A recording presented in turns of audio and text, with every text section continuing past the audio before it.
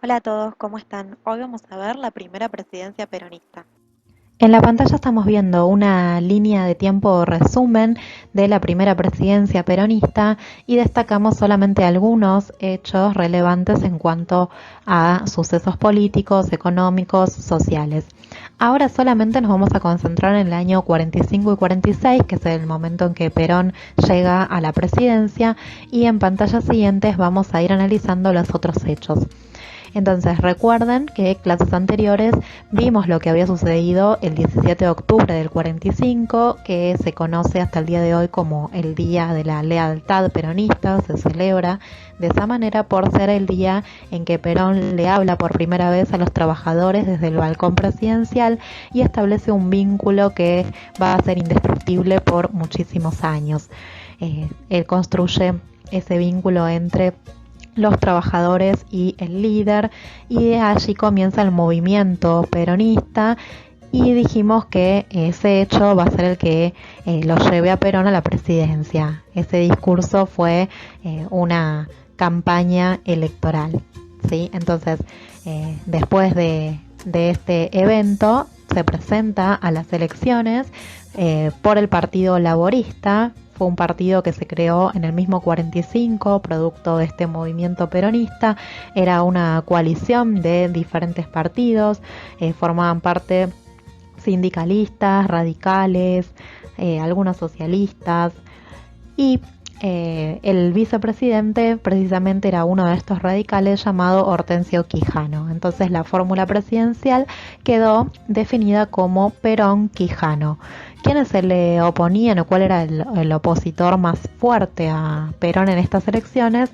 Eran Tamborini y Mosca, de la Unión Democrática. Este era el partido de ellos, y la campaña giró con distintos ejes para cada uno, ¿no? Para la Unión Democrática y Partido Laborista.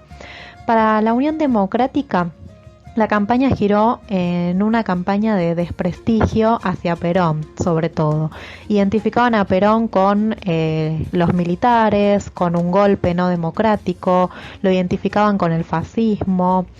En cambio, el Partido Laborista, la campaña que hizo tuvo que ver con divulgar la necesidad de una justicia social, y también atacaba a Tamborini y Mosca como que eran un contubernio, es decir, una unión oligárquica comunista. Recuerden que dijimos que Perón siempre fue anticomunista, solo que aplicó medidas distintas que la represión para controlar al comunismo. Les va a dar beneficios a los trabajadores para que no se conviertan a ese comunismo. Entonces, esta era la lucha entre la Unión Democrática y el Partido Laborista, pero un dato curioso es que durante la campaña un seguidor de la Unión Democrática, que era Braden, era el subsecretario de Asuntos Latinoamericanos del gobierno estadounidense, empezó a hablar públicamente, a dar discursos contra Perón, a identificarlo con el fascismo, y quieran o no, estos dichos de Braden hicieron que la campaña tuviera un nuevo eslogan, que fue Braden o Perón. Perón salió a dar un discurso, a defenderse frente a los dichos de Braden, y entonces les dijo a la población: ustedes van a tener que elegir o Braden o Perón. ¿Qué idea quieren? ¿Una idea externa, seguir viviendo bajo el dominio extranjero, o quieren a Perón, que lucha por el derecho de los trabajadores, que quiere un sistema más nacionalista? Entonces la campaña les sirvió, ¿no? Quiero decir, estos dichos de Braden le sirvieron a Perón para su propia campaña. Finalmente, en 1946, gana las elecciones con el 52,84% de los votos, que era mucho, pero tengan en cuenta que en ese momento no votaban las mujeres, no votaba gran parte de la población, pues no estaban en el padrón, así que estaba dividido. La mitad votó a la Unión Democrática y un poco más de la mitad votó a Perón, al Partido Laborista. Así que Perón y Quijano acceden a la presidencia. Escuchemos ahora qué recuerda Perón sobre esta campaña de Braden o Es un Perón. poco la continuidad del viejo proyecto colonizador mitrista, digamos, liberal mitrista. Exacto. ¿Qué significaba entonces, general, aquel grito de aquella época, Braden o Perón? Bueno, el embajador Braden, o Braden, como se dice en inglés, era un embajador de los Estados Unidos que había tomado este país como un país conquistado. Él fue el que armó la Unión Democrática. ¿Quiénes componían la Unión Democrática? Bueno, la Unión Democrática la acompañaban los partidos tradicionales, todos los partidos tradicionales. Los nuevos partidos que se habían armado con el justicialismo eran sus oponentes. Vamos a asistir al acto solemne de la creación de la Unión Democrática. Habla en la Asamblea el representante del Partido Comunista, don Rodolfo Sciolli. El pueblo votará la fórmula que surja de la Unión Democrática. ¿Por qué? Primero, ella significará la normalización constitucional y la pacificación democrática de los argentinos. Y segundo, el programa que la obligue será una garantía para el progreso de la nación y el bienestar del pueblo. Votando por esa fórmula, el pueblo derrotará al eje nazi-fascista en la República Argentina. Por el Partido Demócrata Progresista, el doctor Díaz Arán. El Partido Demócrata Progresista viene sosteniendo desde mucho tiempo atrás la necesidad de unir las fuerzas democráticas para recuperar, mediante la acción común, la normalidad constitucional y la plenitud del régimen democrático avasallado por la dictadura.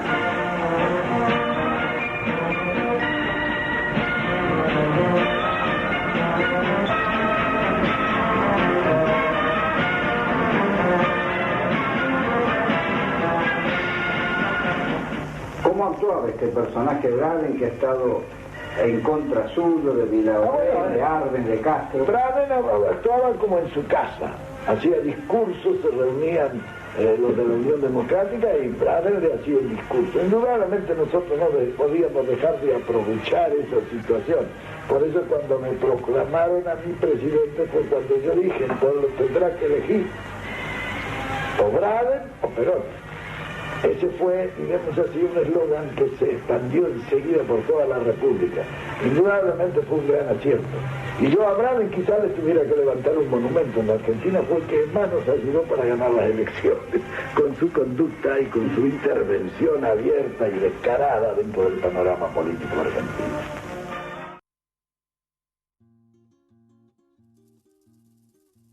Para hacer un análisis más ordenado, vamos a comenzar a explicar los hechos políticos, luego vamos a explicar los hechos económicos y terminaremos explicando los hechos relacionados con la cultura y la sociedad. Así que empezamos por la política de la primera presidencia.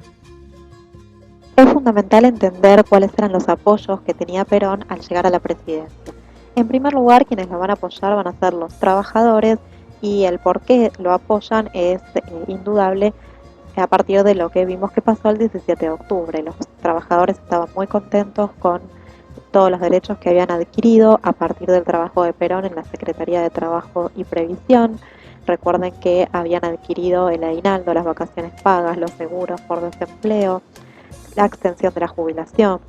Entonces, obviamente, el otro sector que lo va a apoyar va a ser la CGT, esta Confederación General del Trabajo que nuclea a todos los rubros sindicalistas. En tercer lugar, quien los va a apoyar va a ser la Iglesia, al estar muy contentos con la ayuda social que Perón y Eva van a comenzar a dar a los más desprotegidos: vestimenta, alimentos, ayuda a mujeres solas, a niños abandonados. Un cuarto sector que lo va a apoyar son los militares, no todo el sector militar, pero sí muchos de ellos, por simpatizar con Perón, con sus ideas anticomunistas. Además, Perón había llegado al cargo de coronel, así que simpatizaban con él por esta camaradería. Y por último, quien los va a apoyar va a ser el Partido Laborista, esta coalición de partidos que lo va a llevar a la presidencia, que se había creado en 1945. En política internacional, Perón va a adoptar una tercera posición. ¿Qué significa esto? Que en un contexto de Guerra Fría, donde tenemos un enfrentamiento entre las dos ideologías dominantes, el capitalismo y el comunismo, Perón decide no adoptar ninguna de las dos, sino que va a seguir una política social y económica intermedia, que él lo va a llamar la justicia social.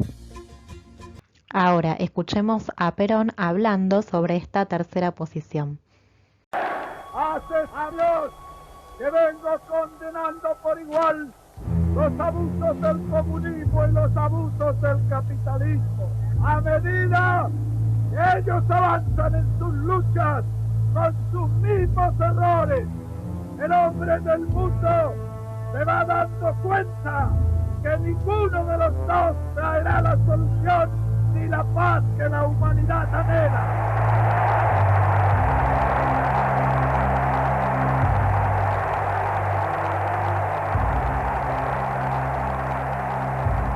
Por eso, los hombres honrados de todos los pueblos se suman a nuestra tercera posición.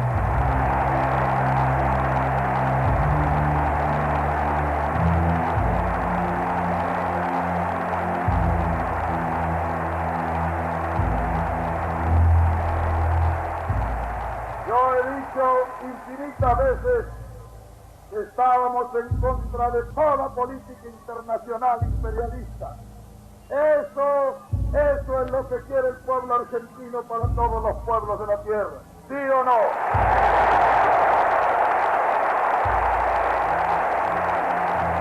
Yo he dicho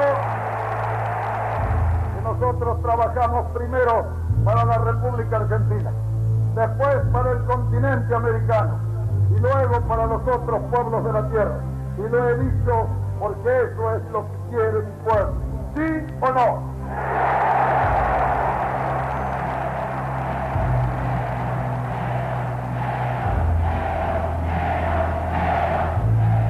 Yo he declarado también que no somos enemigos de ningún pueblo de la tierra, puesto que cada uno merece nuestro respeto y puede hacer lo que quiera dentro de su frontera.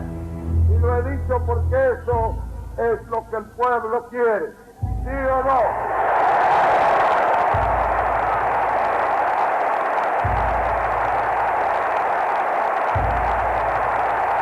El mundo entero ha sido testigo de nuestra posición internacional clara y decidida.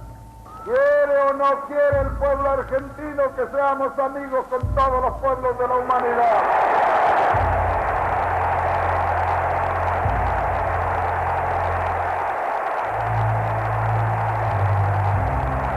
¿Quiere o no quiere el pueblo argentino que ayudemos a que se realice la unión de todos los pueblos americanos?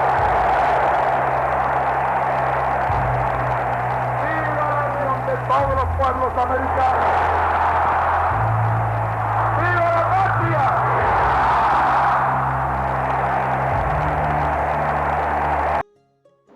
Uno de los hechos políticos más destacados de la primera presidencia fue el haber logrado el voto femenino en el año 1947.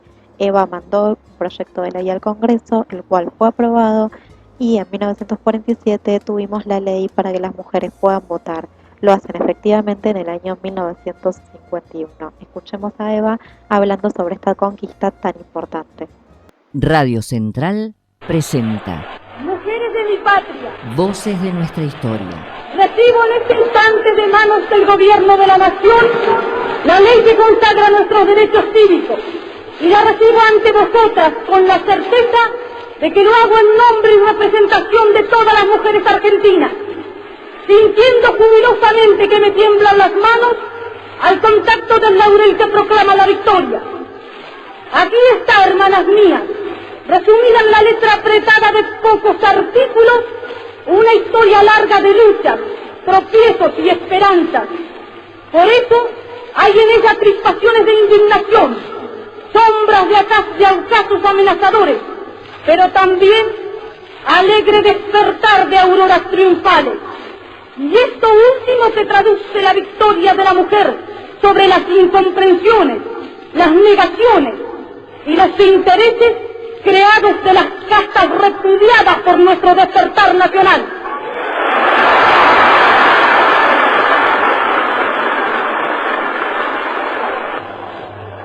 Y un líder que el destino moldeó para enfrentar victoriosamente los problemas de la época, el general Perón.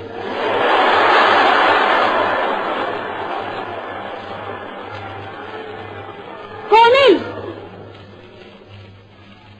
y con el voto contribuiremos a la perfección de la democracia argentina, mis queridas compañeras.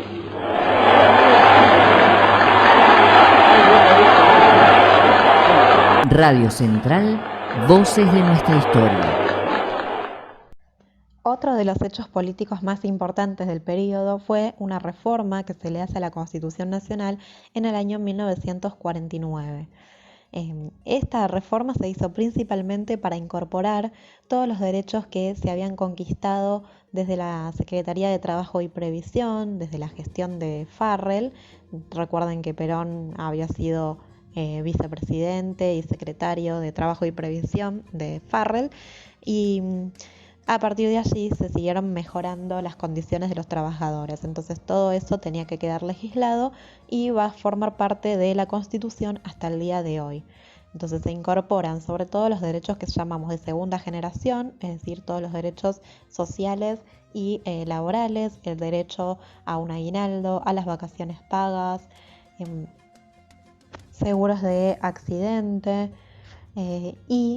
Respecto a características políticas de esta reforma, se incluyen unos artículos que fueron fundamentales para Perón, que fue la reelección presidencial. Sin este artículo, Perón no hubiera podido presentarse a una segunda presidencia inmediata, ¿sí? Esto le permite presentarse nuevamente como candidato. Y otro de los cambios políticos importantes fue el cambio en la elección de diputados y senadores. Se elimina lo que era el colegio electoral para hacer una elección directa. Gracias a la Constitución Justicialista de 1949, están asegurados los derechos del trabajador, de la familia, de la ancianidad, de la educación y de la cultura. Para nosotros, para nuestra posteridad y para todos los hombres del mundo que quieran habitar el suelo argentino. Es otra de las conquistas debidas al 17 de octubre. Hablemos ahora de las características económicas del período. Para eso vamos a recurrir a dos historiadores especialistas en el tema. Pablo Gerchunov y Damián Antúnez son dos historiadores especialistas en peronismo y ellos elaboraron esta teoría que dice que la primera presidencia peronista y específicamente los años que van de 1946 a 1949 conformaron en la Argentina un mundo feliz. Este mundo feliz, según los historiadores, está basado en tres características, en tres principios que el peronismo llevó adelante. ¿Cuáles son esos tres principios? En primer lugar, la expansión del gasto público, en segundo lugar, el incentivo al mercado interno y en tercer lugar, la distribución equitativa del ingreso. Cada uno de estos tres puntos los tenemos que analizar principalmente. Entonces, respecto a la expansión del gasto público, tenemos que tener en cuenta en qué invirtió, en qué gastó el Estado en este periodo. Va a gastar y va a invertir en dos cosas principalmente. Por un lado, en intervención estatal. ¿Qué quiere decir esto? El Estado va a intervenir en la economía, cosa que no hacía antes tan directa, y lo va a hacer creando empleos. El objetivo del peronismo es llegar a un pleno empleo. Entonces, ¿para qué quiere crear más empleos y lograr que la gente esté empleada? Eso va a permitir expandir el consumo. Entonces, por un lado, va a crear nuevos empleos, pero a su vez va a aumentar los salarios. Entonces, con estos dos elementos económicos, va a lograr expandir el consumo, va a lograr aumentar la demanda y si seguimos las ideas del economista Keynes, que nosotros vimos el año pasado, estas ideas se habían implementado después de la crisis de 1929, se basaban en esta misma una teoría, aumentar la demanda para aumentar el consumo y generar un círculo virtuoso que permita salir de una crisis, que permita crecer a un país. Entonces, esa es una idea básica. Para eso el Estado va a intervenir, aumentando sueldos y creando empleos. Por otro lado, el Estado va a invertir en estos años en la nacionalización de las empresas. ¿Qué empresas? A las vinculadas a servicios y fuentes de energía fundamentales para la industria. Entonces, en este periodo va a haber un proceso en que el Estado compre empresas tanto extranjeras como empresas privadas. ¿Cuáles son algunos ejemplos de esta nacionalización? Fueron muchas y muy importantes. En primer lugar, se va a nacionalizar, más bien estatizar el Banco Central, la fabricación nacional de textiles, empresas y industrias dedicadas a la producción de químicos y la industria mecánica. Se va a nacionalizar todo lo que es los aviones, lo que era FAMA, la Flota Aérea Mercante Argentina, antes era alemana, y esta Flota Aérea Mercante Argentina es la que luego se va a convertir en Aerolíneas Argentinas. Por otro lado, los ferrocarriles también eran ingleses y algunos franceses, van a pasar a manos argentinas. También las empresas de telecomunicaciones, se va a transformar, antes era Unión Telefónica, era estadounidense, Argentina la va a comprar y la va a transformar en Entel. Por otro lado, el gas también se estatiza, pasa a ser gas del Estado. YPF sigue su historia, recuerden que aparece en épocas entre Irigoyen y Alvear y se sigue invirtiendo en yacimientos petrolíferos fiscales. O sea que fíjense que fueron muchas industrias y muchos sectores productivos que se nacionalizaron. Esto le va a generar un gasto muy importante al Estado, pero también permite la producción y la no dependencia de Argentina de otros países, ¿no? La no dependencia del extranjero. Cuando terminemos de explicar estos tres elementos, van a escuchar a Perón hablando sobre la nacionalización de las empresas, sobre todo de los ferrocarriles, cómo se logró negociar con Inglaterra. Bueno, entonces ese sería el primer elemento del mundo feliz, la expansión del gasto público. En segundo lugar, tenemos un incentivo al mercado interno. Quiere decir que la economía se va a concentrar en este mismo proceso de nacionalización, de no dependencia del extranjero y sobre todo se va a concentrar en intentar aumentar el número de exportaciones, limitando el número de importaciones. Para esto, apenas asume Perón en 1946, se pone en marcha un primer plan quinquenal. Los planes quinquenales son planes económicos de 5 años, ¿sí? Un quinquenio son 5 años. Entonces, ¿en qué estaba basado este primer plan quinquenal? Se van a tomar medidas a partir de este plan económico para proteger a industrias que estaban amenazadas por la competencia externa, como industrias textiles, metalúrgicas. Lo que se intenta es fomentar además el surgimiento de nuevas industrias como algunas referidas al papel, al acero, a la química. Se estimula además la exportación de aceites, de textiles. Entonces, lo que busca es aumentar, sobre todo, la productividad en el sector agrícola, a la vez que fomentaba la producción industrial liviana. Cuando hablamos de una industria liviana, estamos hablando de aquellas industrias relacionadas con el sector agropecuario, sobre todo, envasados, enlatados, industrias textiles. Para la segunda presidencia recién se va a intentar hacer una industria pesada de maquinaria, electrodomésticos, autos. En el marco de este plan quinquenal se va a crear un instituto relacionado al agro para poder controlar todos lo que son técnicas, precios. Entonces se va a crear el IAPI, que es el Instituto Argentino para la Promoción y el Intercambio. Sus tareas eran la modernización agrícola, como puede ser la compra de herramientas, abonos, tractores modernos, cosechadoras, y además la fijación del precio del grano para el comercio exterior. Quiere decir que el Estado compraba las cosechas a los productores y las vendía a precios internacionales, es decir, a precios más altos.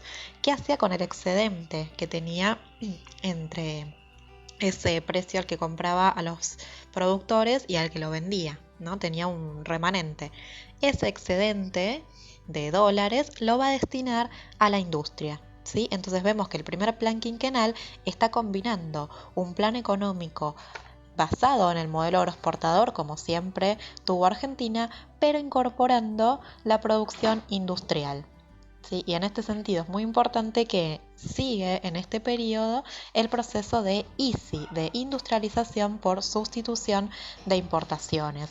Recuerden que había sido también un proceso iniciado en la época de Irigoyen, consecuencia de la crisis del 29, consecuencia de la Primera Guerra Mundial. Se comienza a reemplazar a aquellos productos que no se podían importar porque los países estaban en guerra y dedicados a la fabricación de armas. Bueno, en este contexto tenemos que tener en cuenta que estamos después de la Segunda Guerra Mundial, o sea que también estamos en un contexto de crisis a nivel europeo, y entonces aprovechamos nosotros ese contexto y reemplazamos todo lo que no podíamos importar, lo empezamos a fabricar nosotros. Entonces este proceso de industrialización por sustitución de importaciones continúa. Bien, y estos dos puntos que nombramos recién del mundo feliz, la expansión del gasto y el incentivo al mercado interno, tienen que ver con medidas propiamente económicas.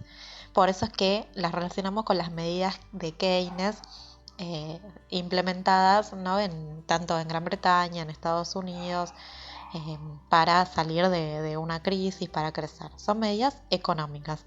Ahora, el peronismo incluyó un tercer punto, un tercer paquete de medidas que ya se van a relacionar más con lo social, ¿sí? Entonces, ¿qué medidas va a tomar? Y que ya las fuimos viendo en pantallas anteriores y las vamos a seguir viendo en detalle también cuando hablemos de lo cultural. Por un lado, las leyes laborales. Ya lo vimos en la reforma constitucional, cuáles eran esas leyes laborales: aguinaldo, vacaciones pagas, jubilación. Por otro lado, la asistencia social, que sobre todo la va a llevar adelante Evita a través de la Fundación de Ayuda Social o Fundación Eva Perón. Más adelante vamos a ver de qué se trató esto. Por otro lado, el turismo. Van a ser un turismo social y también lo vamos a ver más en detalle cuando hablemos de lo social. Planes de educación, se va a lograr mejorar el nivel educativo en cuanto a que más chicos pudieran llegar a la escuela, ¿sí? Al ser obligatoria, se aumentó la currícula de esos chicos que iban a la primaria y a la secundaria. Además, se va a avanzar en cuanto a materia universitaria, lo vamos a ver más adelante. Se llevan a cabo planes de vivienda a través del banco hipotecario, se le va a dar a la gente créditos a tasa de interés muy barata y mucha gente pudo acceder a su propiedad, pudieron llegar a ser propietarios porque muchos de los trabajadores hasta ese momento eran inquilinos. Así que este fue un plan muy importante y si ustedes les preguntan quizás a sus abuelos, les van a decir que en ese periodo pudieron comprar su casa con estos créditos, ¿no? Y fueron muchos casos que lograron tener su casita. Y por otro lado también se va a mejorar el sistema sanitario a través de la construcción de hospitales, salitas, planes de prevención. Entonces, este tercer punto del mundo feliz hace que ya no estemos hablando solamente de la construcción de un Estado keynesiano, como pasó en otros países después del 30, sino que a partir del 45, bueno, en Argentina a partir del 46, va a construir y a consolidar un Estado de tipo benefactor, que incluye medidas económicas, pero también incluye medidas sociales. Cuando tenemos esta combinación, estamos hablando ya de un Estado benefactor y van a surgir en América Latina y van a surgir en Europa en este mismo contexto. Estos tipos de Estados, no se preocupen, ahora se los dije muy rápido, pero en política, cuando lleguemos a la unidad de Estado, los vamos a ver en detalles, cuáles son sus características. Pero ahora tener en cuenta esto. Incluye medidas económicas para expandir el consumo sobre todo y medidas sociales para elevar la calidad de vida de las personas. Lo que estamos viendo son propagandas de la época y sobre todo se difundieron más para la segunda presidencia a modo de campaña electoral, donde se mostraba todo lo logrado con la nacionalización de las empresas. En este caso estamos viendo una relacionada a los servicios telefónicos, que dijimos va a ser Entel, y del lado de la derecha vemos una campaña mostrando la nacionalización de los trenes. ¿Sí? El papá le dice al hijo, sí, hijo, todo esto es tuyo, ¿no? Mostrándole los trenes, que son nuestros, argentinos. Respecto a esto, vamos a escuchar a Perón hablando sobre la nacionalización de los trenes comprados a Inglaterra.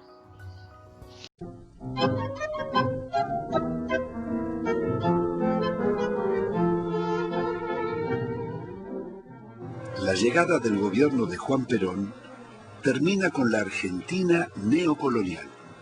Se nacionalizan los servicios públicos, los depósitos bancarios y el comercio exterior.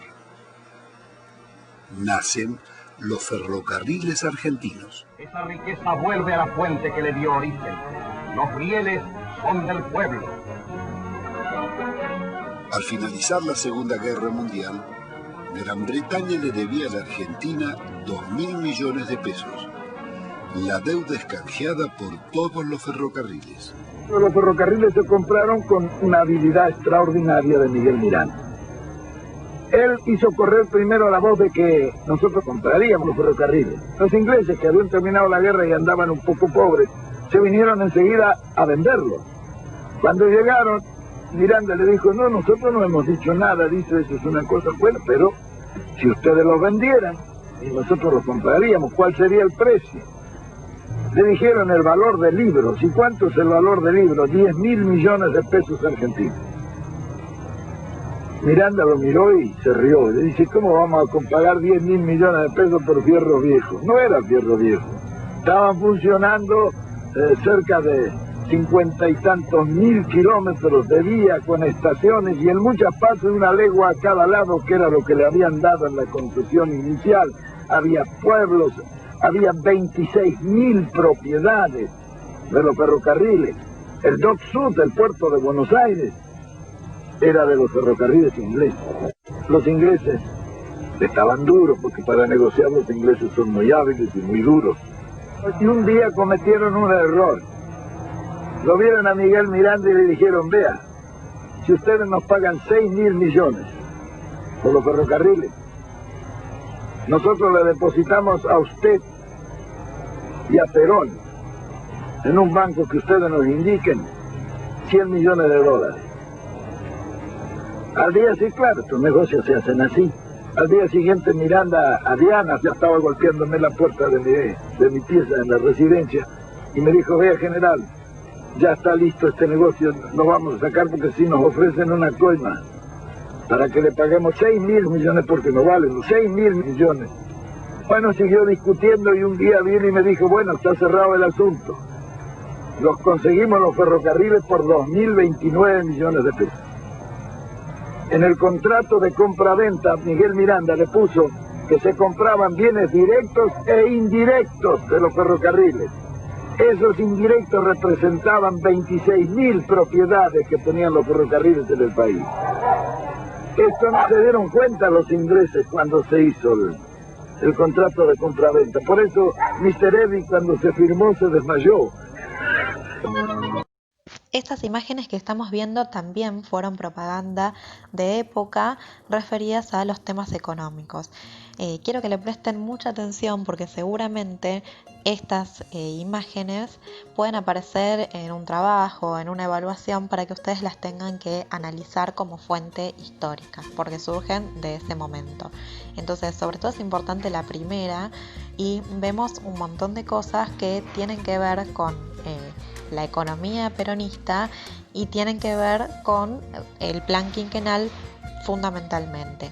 ¿Sí? ¿Por qué? Porque vemos, dijimos que el plan quinquenal combinaba dos modelos económicos, un modelo agroexportador y un modelo industrial por sustitución de importaciones.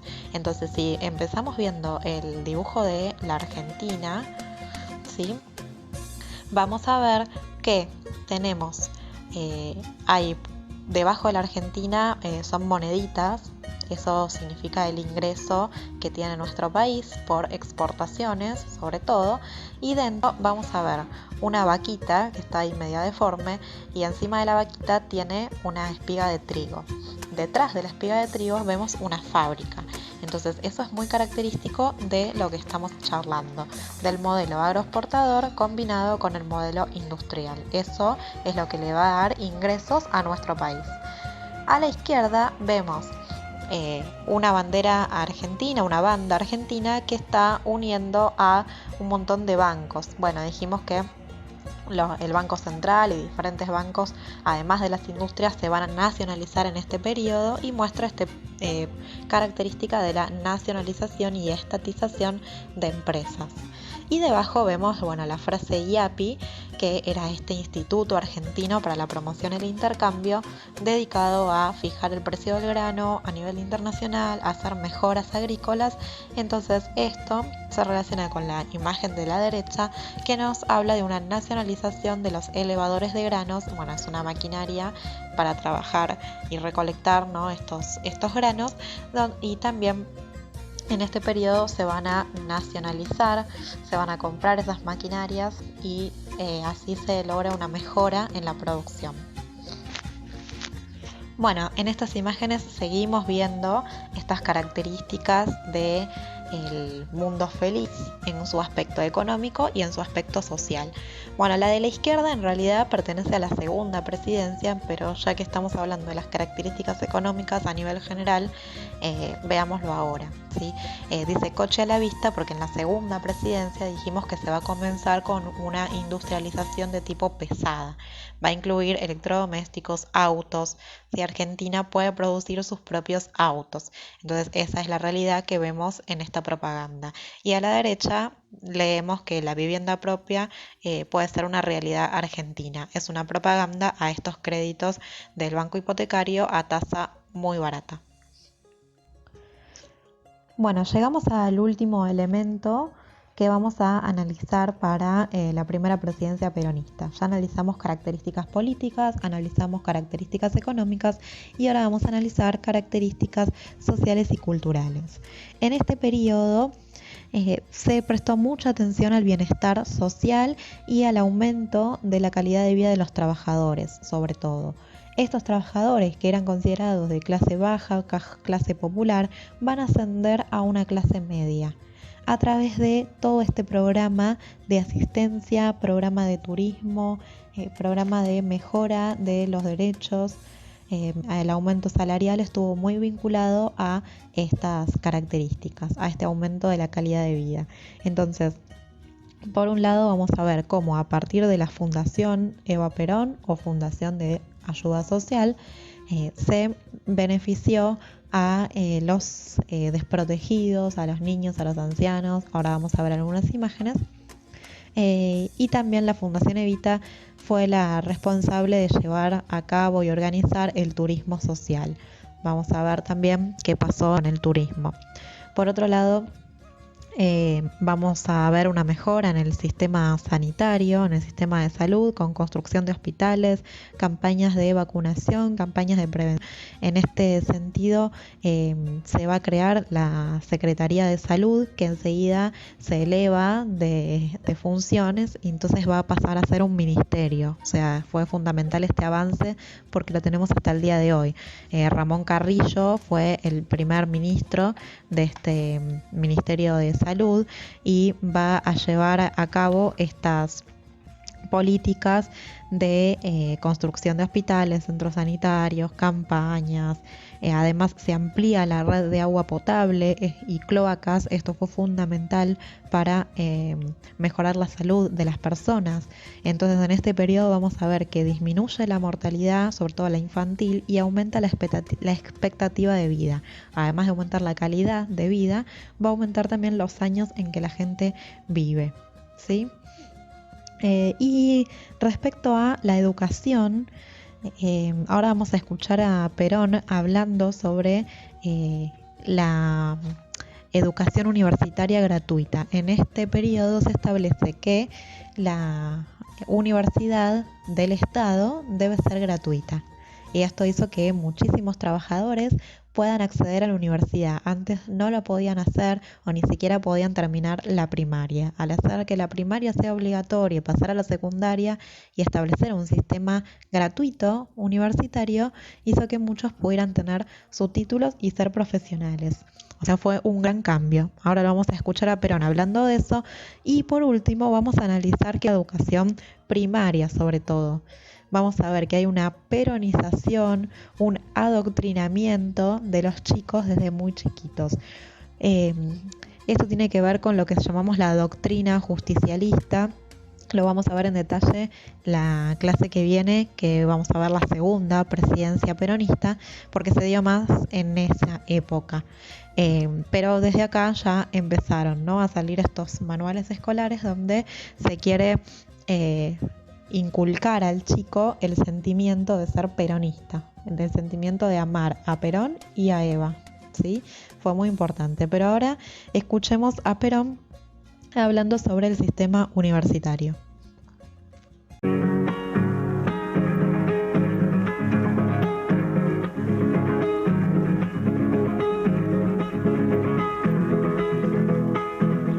Bien, también la solución diremos, económica, política y social permitieron encarar una reforma cultural en el país. Eso permitió también dar acceso popular a la universidad. Normalmente en la República Argentina en nuestra época había 4 millones de población estudiantil. De esos 4 millones, solamente 300.000 hacían los estudios secundarios. De manera que de la escuela primaria, que era obligatoria, a la enseñanza secundaria, ya había un descarte de 3.700.000 muchachos.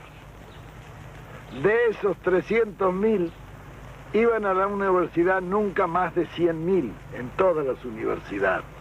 De manera que ya en esa etapa había otro descarte de 200.000. ¿Qué pasaba con estos 3 millones largos que al terminar la escuela primaria no podían ir al secundario porque no tenían medios, porque como la enseñanza era cara, ninguno de ellos podía seguir los estudios superiores? Y estos iban a los potreros, que eran las escuelas de delincuencia más conocidas. Y nosotros no tuvimos delincuencia infantil. ¿Por qué?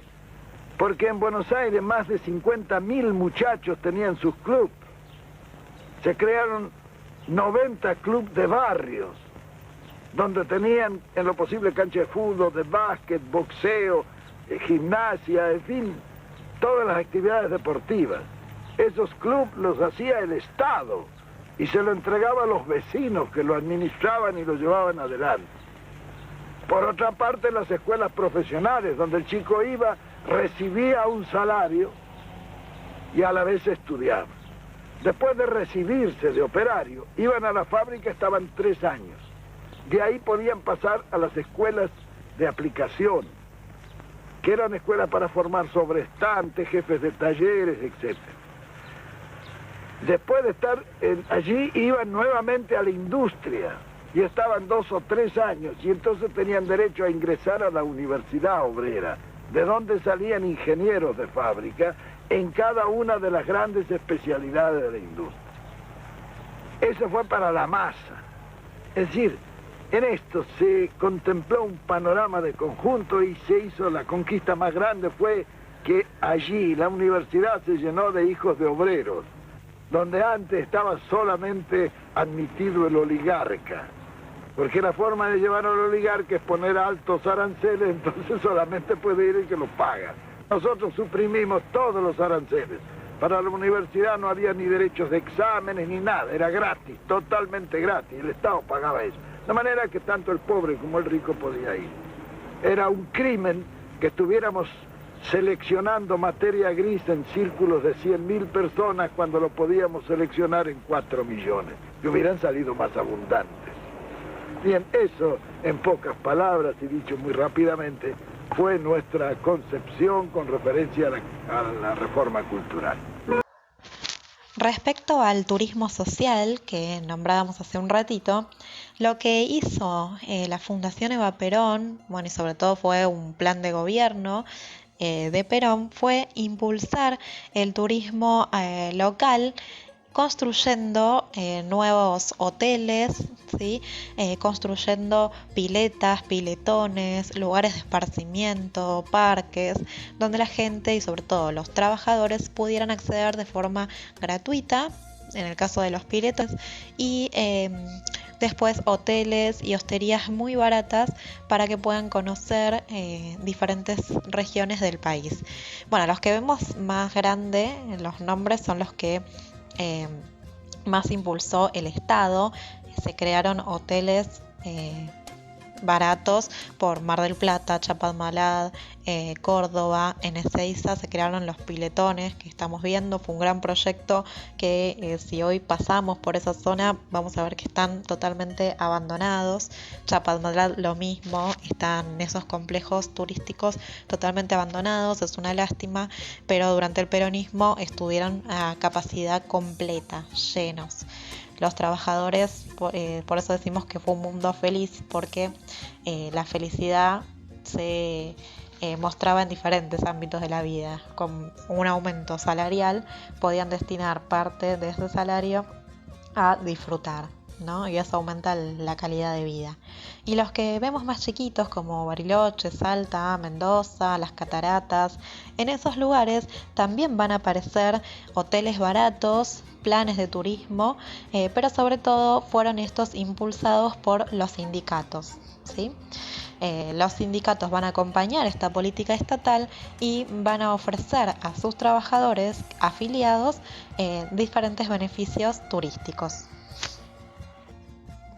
Bueno, de Eva ya hablamos un poco la clase pasada, pero ahora nos vamos a concentrar en qué hizo en la Fundación de Ayuda Social, que después va a llevar su nombre, ¿no? La Fundación Eva Perón.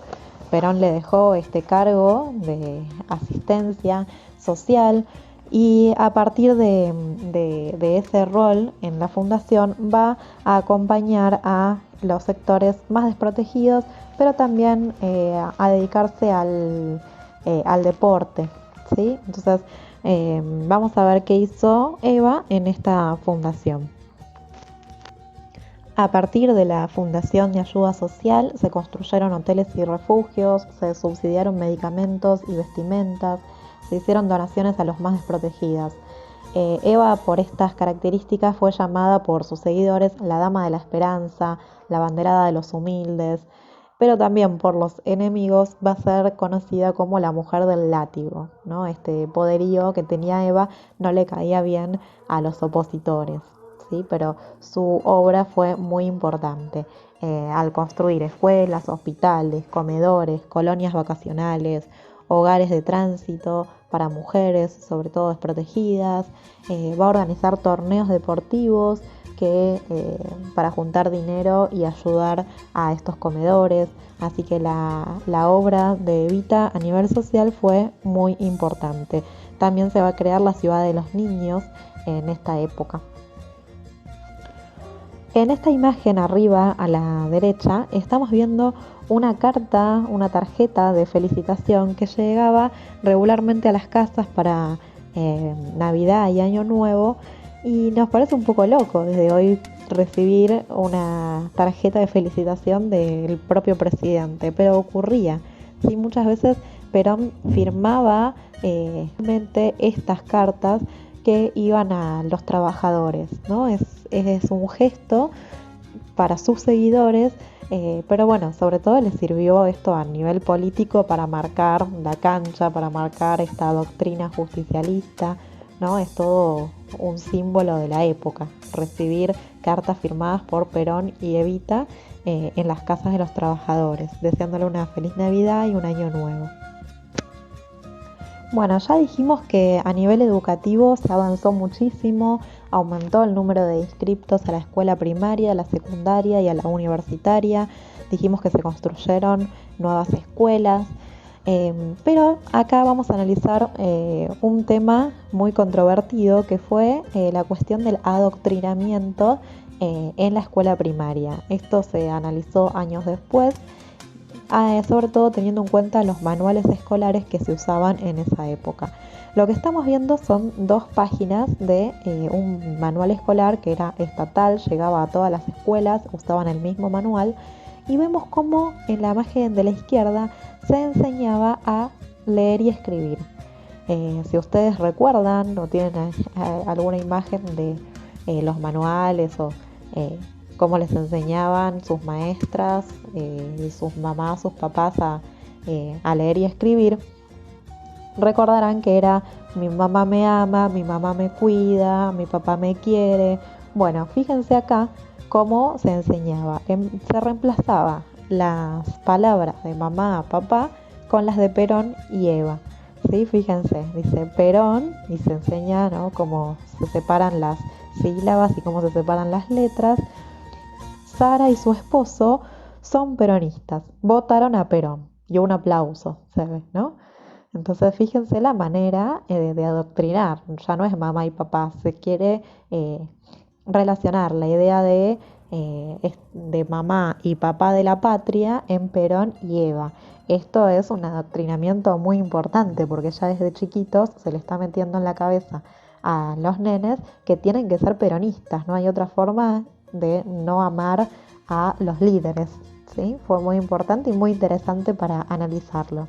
Bueno, y en la derecha también vemos la imagen de Eva y es un poema a Evita. ¿Sí? En la literatura también se veía, en la literatura escolar. Evita, amiga de los pobres, de los ancianos y los niños, que a todos socorres y llevas tu alivio, cual madre amorosa recibe esta rosa, la de mi cariño. Bueno, también muy claro, ¿no? A la izquierda el amor a Perón y en la derecha el amor a Evita. Un adoctrinamiento que se veía en la escuela primaria. Lo que estamos viendo en pantalla es el Decálogo del Trabajador. Esto fue un escrito que Perón envió a la CGT un año después de haber asumido, en 1947, como homenaje a los trabajadores, y se explicaban 10 puntos que correspondían a 10 derechos que los trabajadores habían conquistado, que debían tener sí o sí y que nadie se los podía quitar. O sea que esto es un resumen de todo este estado benefactor que construyó el peronismo y también fue un antecedente a los derechos que van a quedar plasmados en la Constitución del 49. ¿Sí?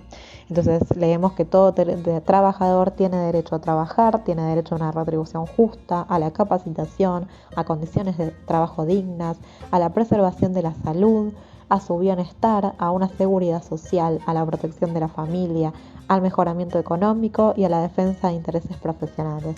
Así que estos 10 puntos serían un resumen de lo que venimos charlando, de las características económicas, el aumento salarial, la mejora de las condiciones del trabajo a partir de los nuevos derechos, la protección de su familia, porque se van a incorporar a las obras sociales también a la familia, seguridad social en caso de accidentes, la preservación de la salud con las nuevas campañas de prevención, hospitales, bienestar en cuanto a todas las medidas sociales que se tomaron, el turismo, ¿sí?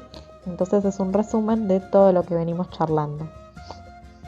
Para finalizar, me gustaría que lean estas frases que dijeron Eva y Perón a lo largo de sus presidencias y que nos van a servir también como fuente histórica de primera mano, como fuentes primarias para analizar el discurso.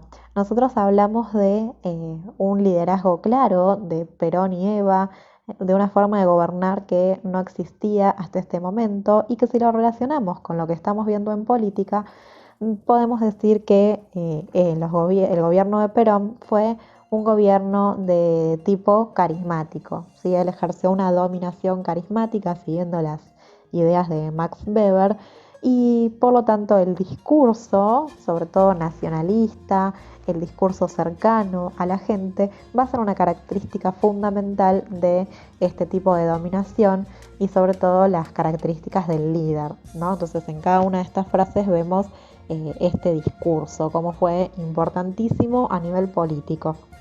En este caso Eva dice: ha llegado la hora de la mujer que piensa, juzga, rechaza o acepta, y ha muerto la hora de la mujer que asiste, atada e impotente, a la caprichosa elaboración política de los destinos de su país. Bueno, toda una declaración, pareciera la primera feminista a partir del 46, ¿no? Eva fue una gran luchadora por los derechos de la mujer y se ve en este discurso. Además dice: donde existe una necesidad, nace un derecho. Renuncio a los honores, pero no a la lucha. Esta frase, renuncio a los honores, pero no a la lucha, la dice en 1952, cuando Perón hace la campaña presidencial porque quiere ser reelegido en ese año. Perón ya no elige a Quijano como vice, sino que va a poner a la propia Eva como vicepresidenta. Este era el proyecto, la campaña electoral y la fórmula electoral quería ser Perón-Perón, ¿no? Perón y Eva, Juan Domingo y Evita. Esto no va a ser posible porque Eva estaba muy enferma, sufría de cáncer de mama y tuvo que renunciar a esta postulación que le había hecho Perón y finalmente no puede ejercer el cargo de vice, ¿sí? Por eso es que ella dice: renuncio a los honores de ser vicepresidente, pero no a la lucha que día a día hacía en la Fundación de Ayuda Social. Y por último dice: yo no quise ni quiero nada para mí. Mi gloria es y será siempre el escudo de Perón y la bandera de mi pueblo. Y aunque deje en el camino girones de mi vida, yo sé que ustedes recogerán mi nombre y lo llevarán como bandera a la victoria. Si se fijan, son todas frases lindas, armadas, que tienen un sentido metafórico, que tienen se ve una esperanza en cada una de esas frases. Bueno, es todo un discurso político, ¿sí? No hay que perder de vista eso. Cada vez que ellos hablan, que quieren transmitir algo a la ciudadanía, sobre todo. Y en cada palabra se transmite este amor al régimen, el amor a el peronismo. Y por último tenemos los dichos de Perón. Dice: la verdadera democracia es aquella donde el gobierno hace lo que el pueblo quiere y defiende un solo interés, el del pueblo. No existe para el peronismo más que una sola clase de hombre, los que trabajan. Para conducir a un pueblo, la primera condición es que uno haya salido del pueblo, que sienta y piense como el pueblo. Quien se dedica a la conducción debe ser profundamente humanista. El conductor siempre trabaja para los demás, jamás para él.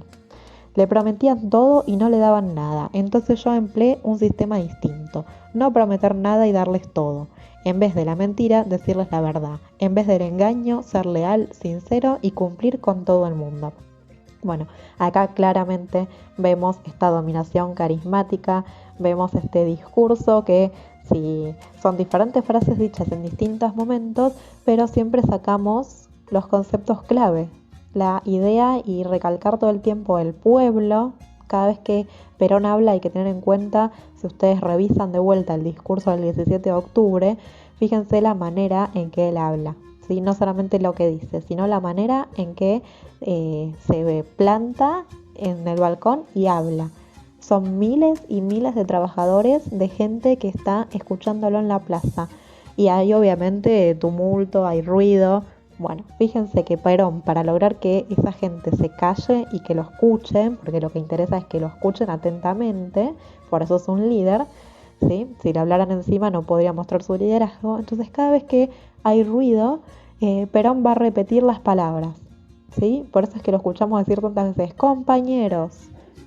La gente sigue hablando: compañeros. Y cada vez que la gente empieza a hablar y que no se escucha bien, él va a repetir la última palabra que está diciendo. Y la va a repetir hasta que la gente así se calle y él pueda seguir hablando, ¿sí? Entonces, esa es una característica principal de su discurso. Y además vemos esto, ¿no? Las palabras que aparecen siempre, como el pueblo, el trabajador. Y en una de estas frases está claramente mostrando esta idea de conducción. Se muestra él como líder, ¿sí? Así que es fundamental para comprender toda esta dinámica y esta nueva doctrina justicialista que se va a hacer más importante aún en la segunda presidencia. Gracias a todos por escuchar y seguimos las clases siguientes con la segunda presidencia de Perón.